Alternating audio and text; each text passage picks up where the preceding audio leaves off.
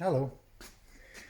And we've got to video number 21, and I didn't really, when I started doing this a few weeks ago, I didn't think of getting to the 20s. Anyhow, video number 21.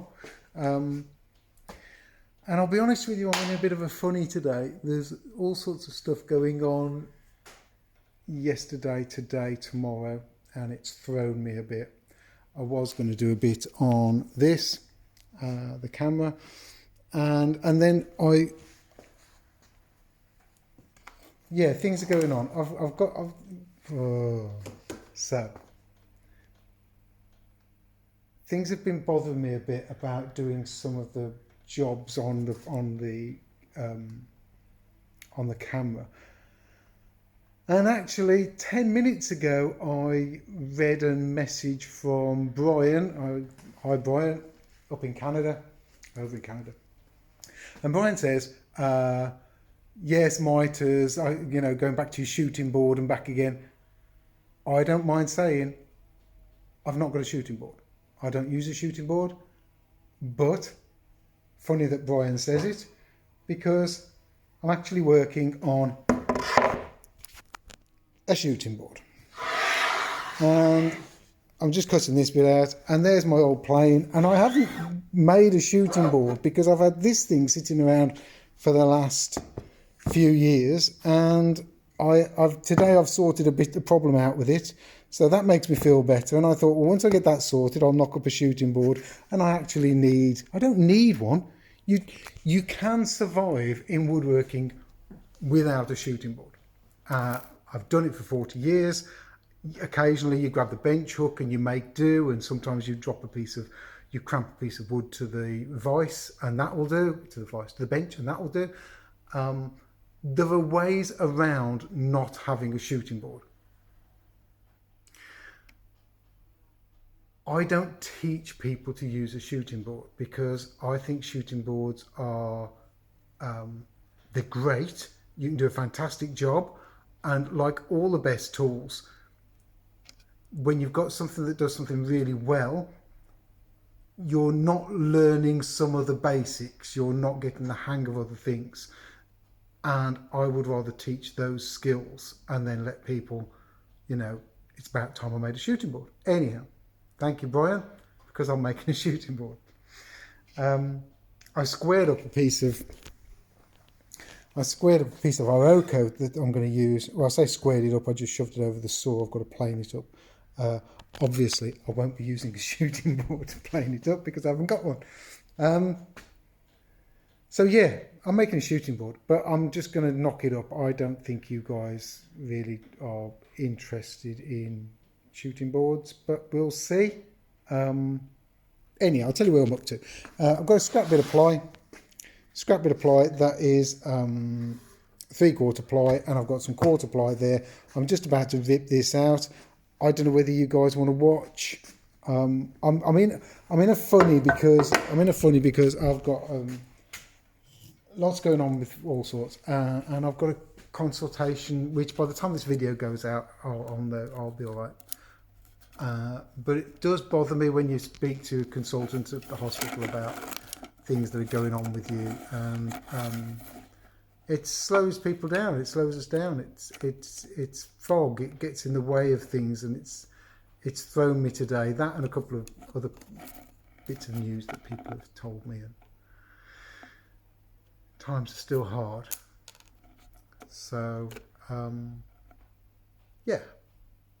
Should we do this? I don't know. This isn't Jamie builds a shooting board. We will see. Right.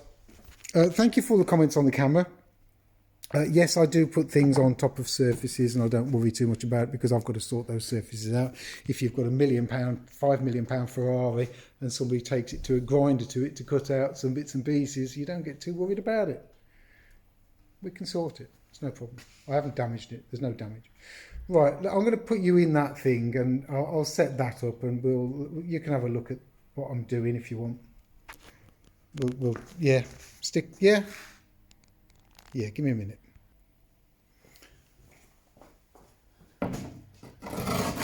Yes, I've got a table saw there and a band saw there.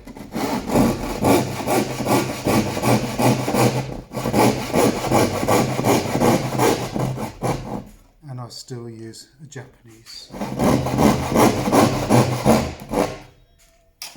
And I can't help that, but there you go. So out comes the number 6, which is which somebody very kindly, generously gave to me a little while ago. And I actually haven't used it until now. So it's still sharpened by the guy who sharpened it last, which is quite nice. It's not set up how I do it. There's no cut on the left hand side, it all seems to be on the right, so I'll just adjust it slightly. Anyhow, I'm after a straight edge down here. If you don't know my habits, I like to put planes on a little bit of shaving. Right, so anyhow, let's get on with it. Just playing that edge. That's going to sit on. There's my square edge. For some reason, my square edge seems to be the back. That's going to sit on there, something like that. I'm going to have about 75mm here, because this old thing here needs 50mm. And at some point, I might. It's got 70mm. At some point, I might put a strip on here to stop the plane tipping over or something. I don't know. We'll see. You know what? That will actually do. I think I will glue that onto there. I'll check that straight, and I'll get it glued down. So yeah, let's get that sorted. So before you all start shouting and screaming, I'm not going to run it over my saw to put a bevel or a V-base on the back. I'm just going to plane a 45-degree bevel on the back there. Why not? That will stop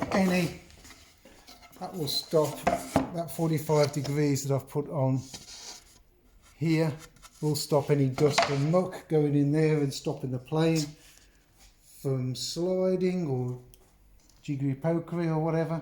So that's done, that's good. Right, next bit. So let's get these two glued together. So,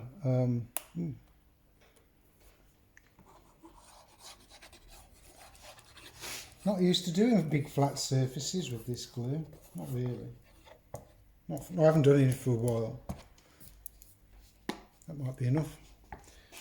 Who knows? And I haven't even got an apron on today. Didn't really expect to do a video.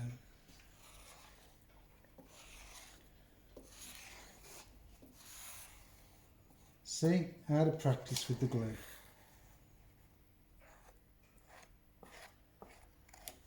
Let's put some more on.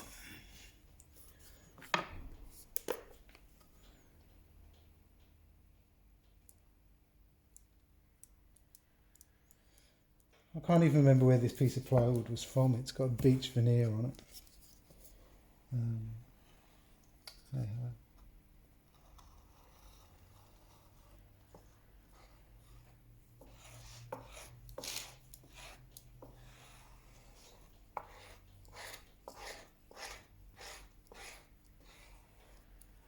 What I do know is this plywood is slightly bent. Nobody out there is going to have perfectly. I mean, Rob Cosman is the king of, the godfather of YouTube woodworking videos, and he does all sorts of things to make sure he's a fabulous, and he's got access to fabulous plywoods and all sorts, and a lot of us haven't. We've got what we've got, and you know what? Even if the board's not perfect, you'll achieve better results with a board that's not perfect. So it's okay, don't worry about it. If you find there's something you don't like about it, or it's not accurate enough, you raise your game. And I prefer to do it that way. I prefer to do something, excuse me. And then, so there's my bevel. I've not taken that edge off. I'm just going to quickly just run a bit of sandpaper over that edge. I just want to take that furry edge off. That's better. That's better. It's got the bevel underneath. That's done. So let's get this thing down. A bit too much glue there. This is all wobbling. So I've got these things which are pretty good. That can put a bit of pressure over there for me. And I think, so I'll have that there. And I think the other end we will have. There you go, let's use that. That's the other half of the block that's going to be the fence. So if I push that way, there you go. I'm not too worried about any of this at the moment being 100% accurate because it's oversized that way, it's oversized this way. This is an uneven edge. The only edges that are good so far is that one and this one. So we're okay with that. 69 mil. 69 and a half, 69 and a half, 69 and a quarter. That'll do. It doesn't matter. So let's get that clamped down. And what I like to do is just give it a bit of, and I think she's moved, doesn't she? Of course she has. Wow, you don't want to move now, do you? So in cramping that down, you probably saw it move. There you go. 69, 70. It's got to go that way a bit as well. I suppose the only problem with holdfasts is oh wow, they do a bit of moving around when you're tightening them down. I'll tell you what else I normally do and I haven't done. I normally use that block. So let's get some weight on that now. Let's just 69, 70. I'm fine with that. Right, so let's get some weight on there. Let's double check that. I'm only after 69, 70 mil. I just like it to be parallel because I know it means that I won't have to take as much off there. That'll do it. That's pretty good. I'll put some clamps on this end. Might as well use this because it's going to be attached to that at some point. Let's put that there. Drag that over there, put some G-clamps on there.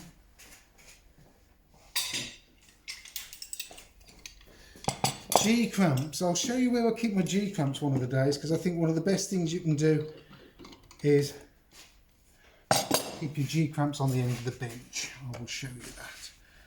Go on, back over there, yeah.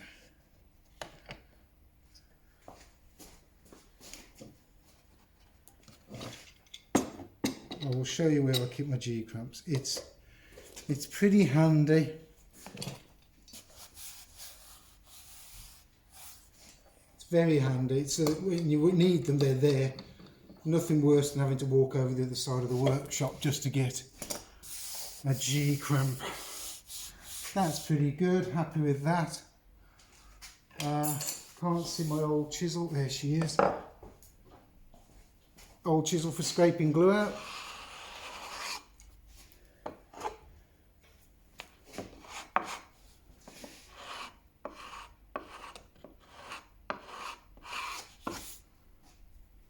There you go, that'll do.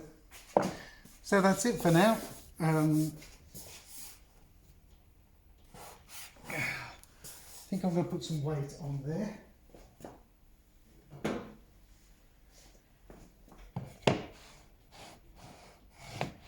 You know what, I'm going to go like that and I'm going to put something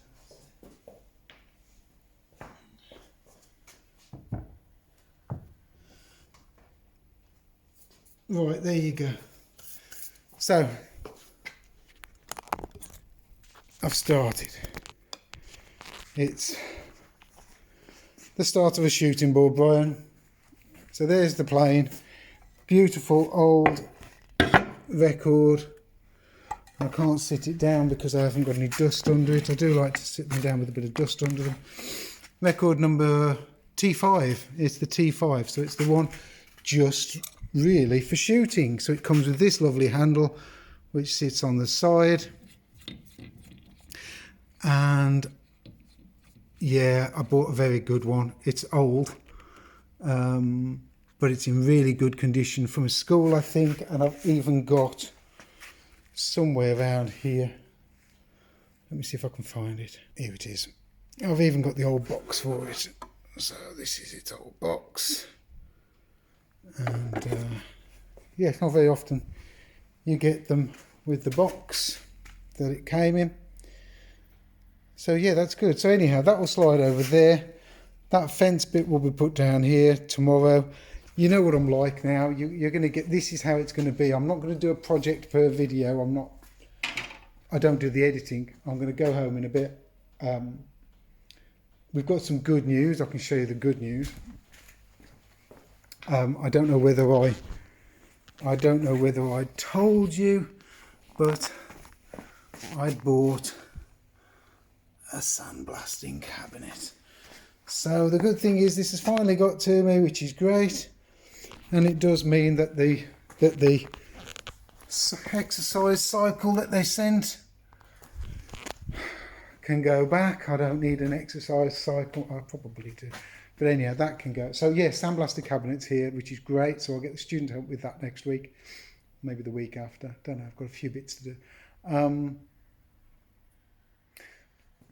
I will put a video out tomorrow. This will probably go out tomorrow. The next video will probably go out Thursday. I've got a really busy day tomorrow. I've got too many things going on, but the font is going tomorrow, and hopefully they'll be happy with it. I've done some work on Joe's camera as well today, which was the lovely little camera, which is now sitting under there for a bit because I've started its job sheet and it's had some work done on it, and she wants me to fit two of those. One needs repairing, but it's really bad. So I'll get on with that as well. Once I've got tomorrow out of the way, I'm really not, there's a bit too much going on, and I think it's the hospital stuff that usually I know bothers me. So anyhow, thanks for watching. Sorry there isn't loads of woodwork and there's not loads of things. It's good for me to say shooting board. I sort of don't want everybody to, I don't want students to just knock up shooting boards, because I think you learn so much from holding a plane properly and learning to control that plane, that I've managed 40 years without a dedicated shooting board. I'm doing the shooting board because I've got a shooting board plane, but also because there's a certain amount of pressure that will people take me seriously if I've not got a shooting board. I mean, I've been doing all sorts of woodworking for a long time, and I've managed without.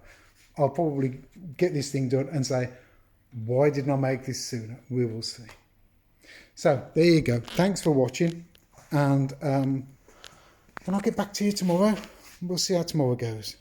And before I go, I've got a messy bench. There's a bit too much going on here today. There's been repairing that, sorting that out, sorting the bits out with that.